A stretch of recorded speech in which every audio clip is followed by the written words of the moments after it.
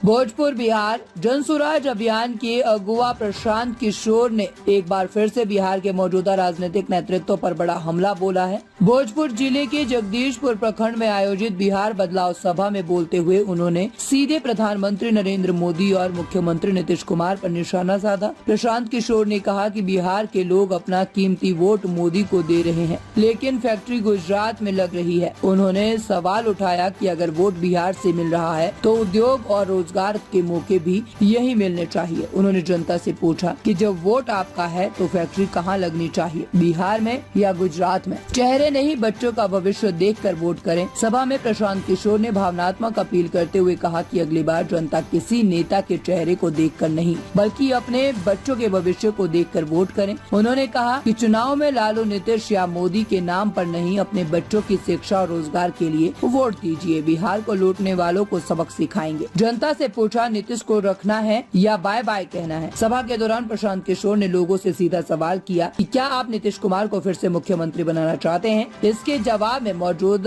हजारों लोगों ने हाथ उठाकर बाय बाय का नारा लगाया। किशोर ने आगे जोड़ा कि अगर इस बार प्रधानमंत्री मोदी खुद भी नीतीश के लिए वोट मांगने आएंगे तब भी उन्हें वोट नहीं देना चाहिए। बिहार में जनता का राज लाने की बात अपने संदेश में प्रशांत किशोर ने ये भी स्पष्ट किया कि बिहार को अब नेताओं के अधीन नहीं, जनता के अधीन चलना चाहिए। उन्होंने कहा कि इस बार बिहार में किसी पार्टी या चेहरे का नहीं, जनता का राज स्थापित होना चाहिए।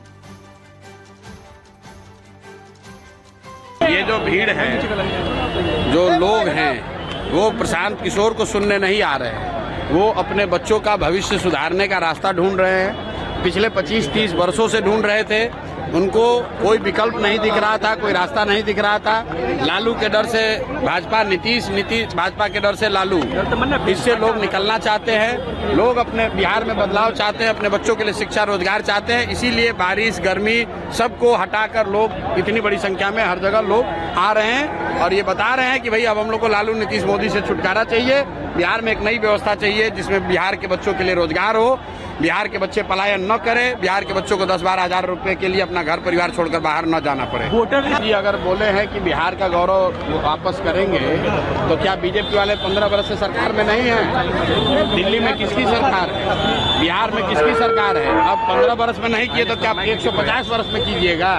इलेक्शन कमीशन ने ये नहीं कहा है कि 20% वोटरों का छंटनी होगा, लेकिन इलेक्शन कमीशन जो प्रक्रिया चला रही है उसमें कई समाज के कई वर्गों को ये डर है कि 15 से 20% लोगों का नाम इलेक्टोरल रोल से, इलेक्शन के वोटर लिस्ट से कट सकता है। इसलिए हम लोग की मांग है कि इलेक्शन कमीशन ये जो काम कर रहा है ये बताए कि इसको काम को करने की जरूरत क्यों है और अगर कर रहे हैं तो कैसे कीजिएगा।